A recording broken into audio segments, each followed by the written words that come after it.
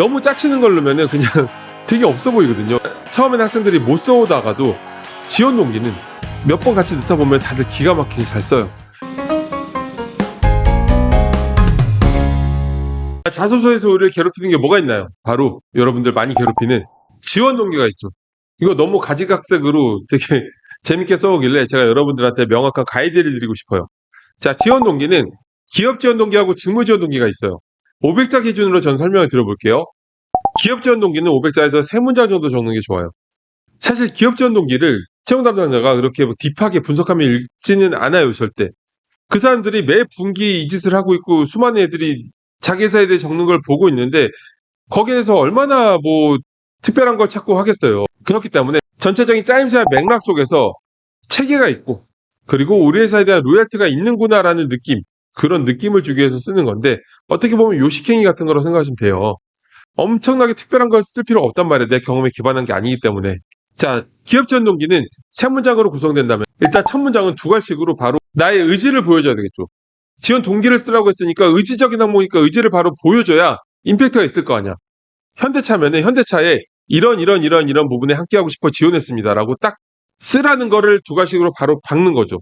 이러하는 여러분들이 각각 그 회사에 대한 가치관을 반영해서 쓰시면 될 것 같아요. 보통은 여러분들이 지원하려는 회사의 도전적인 행보 또는 성장 또는 혁신, 차별성 이런 것들을 찾아보면은 그 안에서 워딩을 구할 수 있을 것 같고요.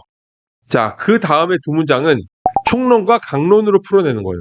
자, 우리가 어떤 글을 잘 썼다고 생각할 때는 흐름상 체계적으로 썼다고 생각할 때는 총론 다음에 강론으로 나와야 되거든요. 교과서도 그렇게 돼 있잖아. 일단은 큰 흐름에서 쓰고 그 다음에 디테일한 얘기를 쓰는 게 좋겠죠. 큰 흐름은 뭐야? 현대차는 이러한 무슨 행보를 보이고 있습니다.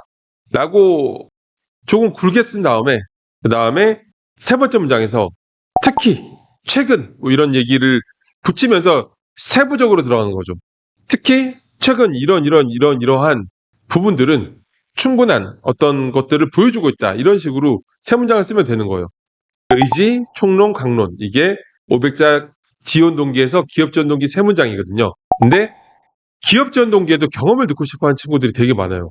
자, 경험이라는 거는 잘 넣으면은 정말 훌륭한 재료가 되는데 너무 짜치는 걸 넣으면은 그냥 되게 없어 보이거든요. 예를 들어서 기아차라고 해서 여러분들이 어릴 때부터 기아차를 탔다 이런 거 쓰면 안 되겠죠. 국민카드라고 해서 여러분들이 어릴 때부터 국민카드를 썼다 이러면 안 되겠죠.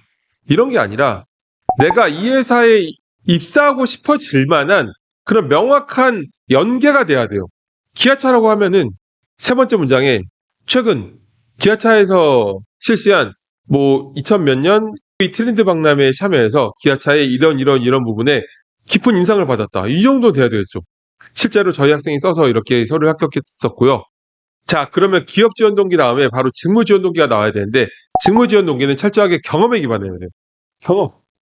MD라고 하면은 이에 대한 여러분들의 생각, 이에 대한 가치관 이런 거를 쓰는 친구들이 있는데 천자 쓰라고 하면 그런 거 쓸 수도 있겠죠. 근데 500자 기준으로는 경험에 기반하지 않은 건 의미가 없어요. 채용 담당자는 여러분들의 생각 이런 거는 이게 이 글에 나타난 게 여러분 생각이지 어떻게 알아. 어차피 검색하고 서칭해서 쓰는 걸 텐데 그것보다는 경험에 기반한 얘기가 있을 때 훨씬 더 딥하게 와닿겠죠. 그래서 이런 거예요. 대학 시절 이런 경험들 통해서 MD 업무에 관심을 갖게 됐고 그 이후에 이런 인턴 경험과 이런 어떤 업무 경험을 통해서 이에 대한 관심도가 구체화되었다. 이런 느낌이겠죠. 이렇게 해서 500자짜리 지원 동기를 쓰면 됩니다. 응용해서 쓸 수도 있어요. 기업 지원 동기 같은 경우도 삼성그룹 자소서 1번에서 본인이 회사를 지원하는 기준을 쓰라고 하거든요. 이렇게 쓰면은 이런 게 있다면은 제가 회사를 선택하는 기준은 성장 가능성입니다. 그러한 의미에서 봤을 때 삼성전자는 이러면서 기업 지원 동기 총론 강론을 써도 되겠죠. 하지만 여러분들이 이 기본 틀이 완성된 다음에 그걸 가지고 다른 형태를 응용하는 게 훨씬 더 발전 가능성이 높아요. 기본 혁신이다. 지원 동기는 이제 여러분들을 괴롭힐 리가 절대 없겠죠. 제가 컨설팅을 하면서 학생들하고 시즌 동안 같이 원서를 계속 넣어봐도 처음에는 학생들이 못 써오다가도 지원 동기는 몇 번 같이 넣다 보면 다들 기가 막히게 잘 써요. 틀이 완성되면 다 잘 되는 거니까 이 틀을 가지고 연습하고 응용하고 그렇게 해나갔으면 좋겠습니다.